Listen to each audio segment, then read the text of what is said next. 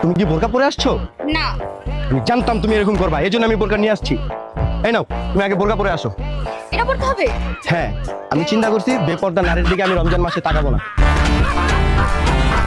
ওকে, তুমি দাঁড়াও, আসতেছি। আসসালামু আলাইকুম। ওয়ালাইকুম আসসালাম। এখন ঠিক আছে? মাশাআল্লাহ মাশাআল্লাহ, আলহামদুলিল্লাহ, তোমার অনেক সুন্দর লাগতেছে জান। শুকরিয়া। কিন্তু জান, এখানে না চারিদিকে বেপর্দা নারী, বেগানা নারী, বুঝছো? আমি না শপথ করছি কোনো বেপর্দা বেগানা নারীর দিকে তাকাবো না। চলো আমরা একটা রেস্টুরেন্টে যেয়ে বসি, যেখানে আমরা একটা হালাল ইফতার ডেট করবো। চলো ঠিক আছে, চলো। উঠে যাও। মামা একটু আস্তে আস্তে যাও। হ্যাঁ আস্তে আস্তে যাবে মানে? তুমি যাবে না?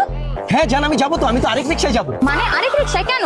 জান তুমি বোঝো নাই, আমরা তো আসছি হালাল ডেটে। যদি পাশাপাশি দুজন এক রিক্সায় বসে যাই, ভাইয়ের সাথে গা লাগবে না, রোজাটা হালকা হয়ে যাবে না? আমাদের ডেটটা যেন হালাল হয়, এই চিন্তা করেই তো আমি দুইটা রিক্সা নিলাম। তুমি এক রিক্সায় যাবা, আমি আরেক রিক্সায়